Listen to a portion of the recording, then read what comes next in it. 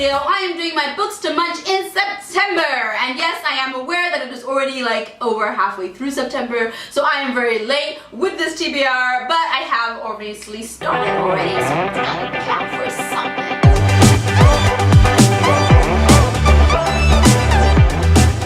The first book that I plan to munch this month, which I have obviously already munched because, you know, it's halfway through the month, was A Reaper at the Gates by Sabbath Tahir. This is the third in the An Ember in the Ashes series.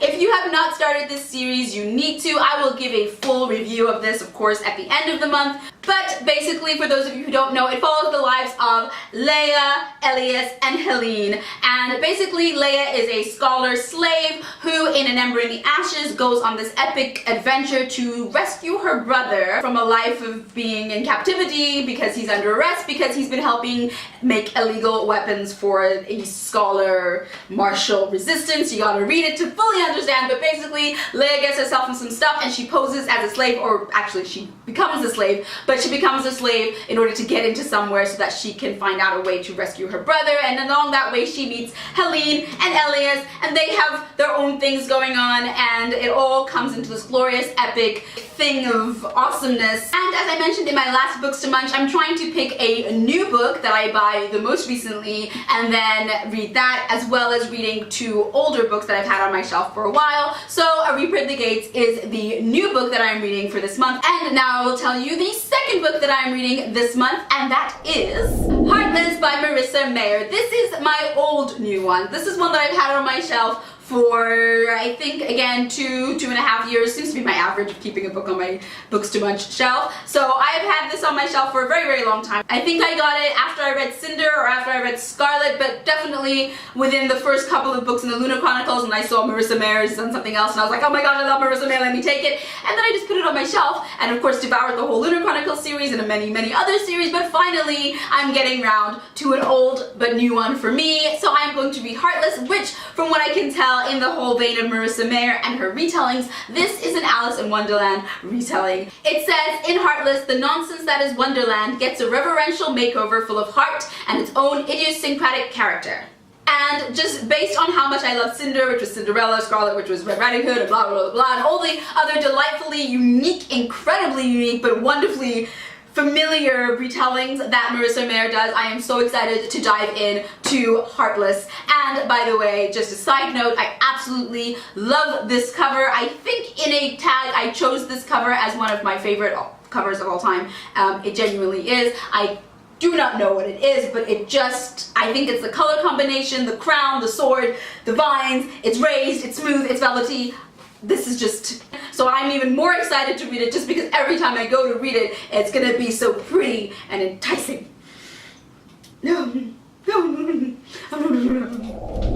third book I am reading this month is an ebook, and it is called The Other Inheritance by Rebecca J. Cox. Rebecca J. Cox is actually my editor for the Ashes of Legends series, so that's quite fun. And you know, she also writes books, so I thought, well, definitely I would love to give her books a try, and it sounds like it's right up my street. I also wanted to read The Other Inheritance because Rebecca J. Cox is an indie author, and I'm an indie author, and I feel like I don't read enough indie author books. I do read them from time to time, but yeah, very, very rarely. I have bought so many, which is another reason why I want to do it, because I buy all of them, and I have so many ebooks sitting on my Kindle, and I don't know how many I have, but let's say I have 100. I've maybe read 3 of them because I'm just always so excited to read, of course, the traditional ones that get hyped up more and blah, blah, blah, and they're in the bookstore, and I love hardback books, and but finally I'm putting my foot down because I've been saying, oh, I'm gonna read this indie book and this indie book, and it sounds so interesting, that's so interesting, and I haven't, so now I am going to.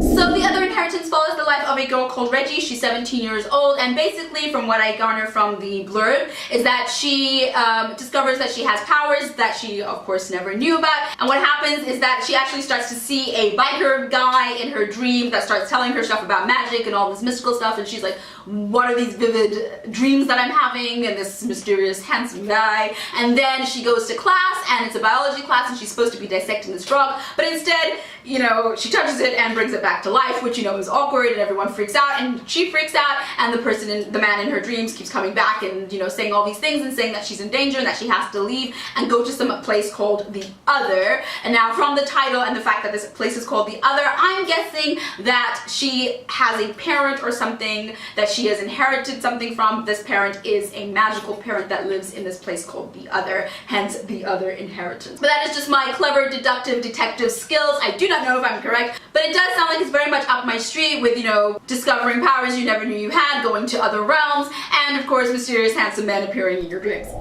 And those are all the books that I plan to munch this month. I was hoping to be able to push it to 4, but just based on how I'm going with the reading and the writing at the moment, I think I'm gonna do 3, and if I do get to 4, woo! It'll be like an amazing, exciting victory rather than not getting to 4 and it being a major letdown. I am, however, on track for my Goodreads reading challenge. I think I put that I wanted to read 50 books this year, so I am, however, still on track for that, so that's good. At least I'm not falling behind there. And also, do you do Goodreads reading challenges? And if you do, how many books have you put on your list? Please don't say like 400 because I'll just cry. And are you on track for this whole reading challenge thing of 2018, which is coming to a very, very quick end? What is happening? Anyways, that is all for today. Thank you so much for watching this video. If you like this video, then please consider giving it a thumbs up. And if you like all the other videos, then please consider subscribing. And until next time, I'll see you. Bye!